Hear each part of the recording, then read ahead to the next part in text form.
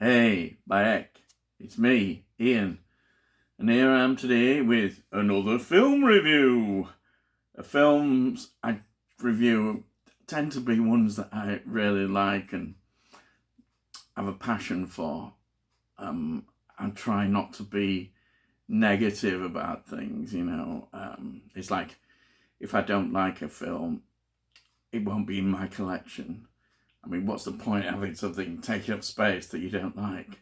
But I love this film. And today it's Ex Machina from 2014. I hope I've pronounced that right. It's from a Latin word, a god from the machine, apparently, which was originated from the Latin and Greek tragedies. So there we are.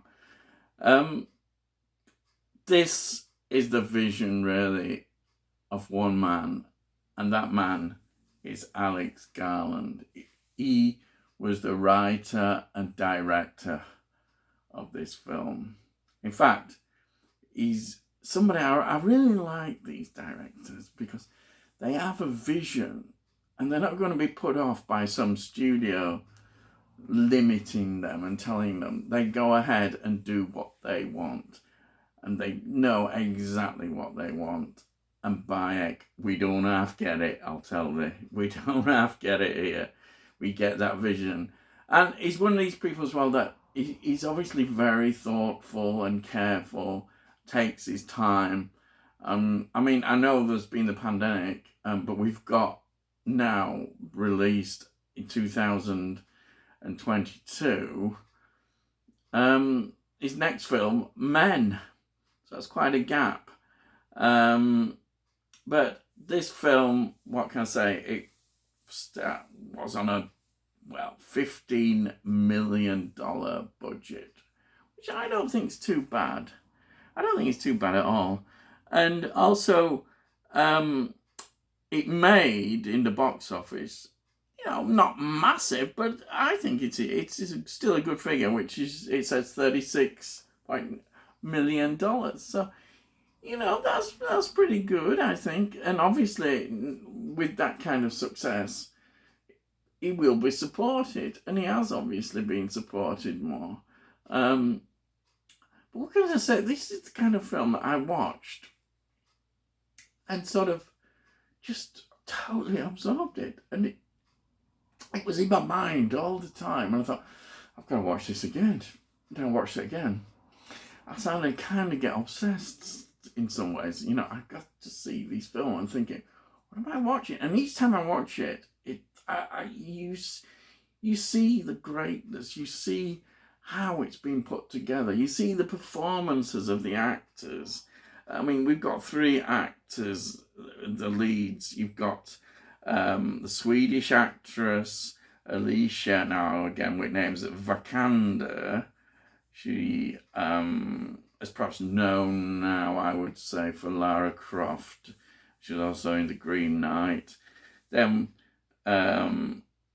we've also got the programmer, which is the Irish actor Donald Gleeson, perhaps known more for Harry Potter, and then in recent times he's been in things such as, even in Star Wars films.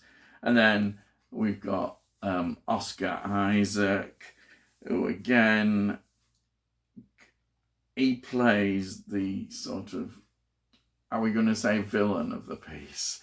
He's the guy in charge. He's the guy where so much of the film and its ideas stem from. And he's the brains, he's the man. He's another who's got a good pedigree. He's been in the Star Wars films, as well as famously for the Harry Potter film when he was younger. And he's also, I think, appeared in the Moon Knights. That's it, the Marvel series. Anyhow, so there we are.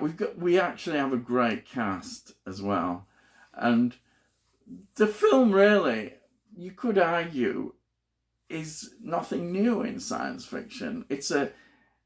The ideas have been going since Mary Shelley wrote Frankenstein. Our relationship with death, our relationship with creating life. What is life? How do we define life that we have created? Is life rather so? All these questions we know we've gone on throughout time as it's developed, and I think even more nowadays we're still discussing these things because the way artificial intelligence has developed, the way we look at robots stroke androids, the kind of questions are still going on, and scientists are still developing greater, better forms of robot or android. It's all going on, and the debates continue because as a society we start to get worried about things. We start to worry about where are we going, what kind of future do we want, and we question about where we are going in the society, and are there things that perhaps will threaten where we're going? Have we the right of all these? There's so many questions going on here, and they're all in this film. But you don't feel, what I love as well about this film, you don't feel somebody's there banging you over the head saying this and that. The story beautifully unwinds itself.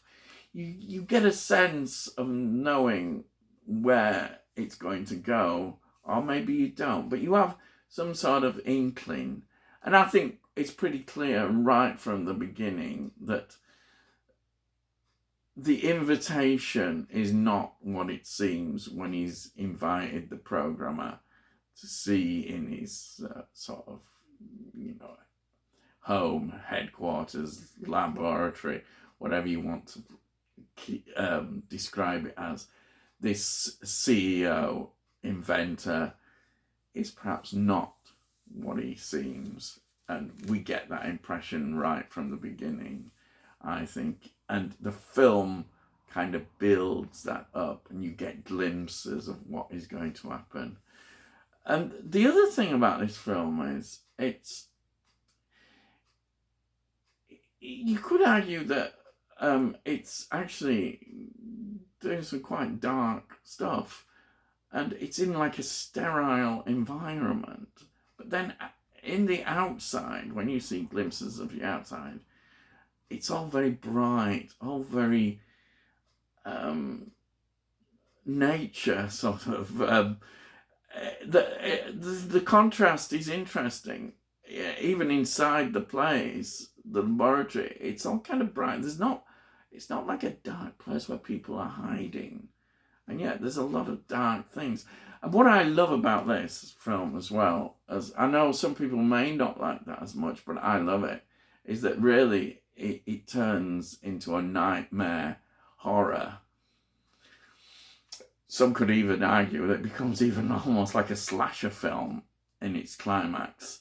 And I do love that. I love the way that is hanging around.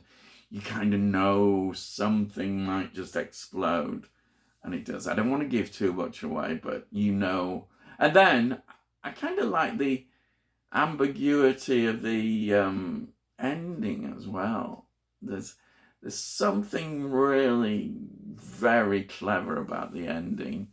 It's just beautiful the way it's there. You see it, and I mean, some people might go, "Huh? What's going on there?" No, it adds that extra bit to the film. The ending is beautiful. I really like it the way it is, and I can't really talk about this film enough. I mean, it's just a wonderful, wonderful film. It's something I feel quite passionate and absolutely love. Again, as I say, it's in my collection, and the more things now I've realised in my collection I have to really like and love. If I have any doubts or I don't like something, it's not going in because, well, also because being a collector and having other things, there are certain space limitations. And now, what is the point of having something on the shelf that you don't really like that much or are not going to watch again?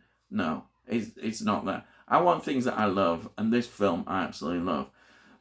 Incidentally, this is a 4K, and this is an American one, I can tell, because it's not got the certificate here on here. And it's in, actually, a nice slip cover as well. I really like this. Very nice. Very nice. Right. So this is the American. And, of course, in 4K, it absolutely looks fantastic. Some great extras as well on here. This also includes the Blu-ray, but fantastic. If you've got to have this film, have it in the best way possible, and that is 4K. This is great. What more can I say? But if you haven't seen this film, I really do recommend it. If you like sci-fi, horror, you're going to love this. Or if you even like thrillers, you could even argue it's a thriller as well. But there we are. So all I've got to say is subscribe if you're interested. And like. If you like the video, give it a like. And I'll see you again soon. So I'll see thee. And I'll see thee again.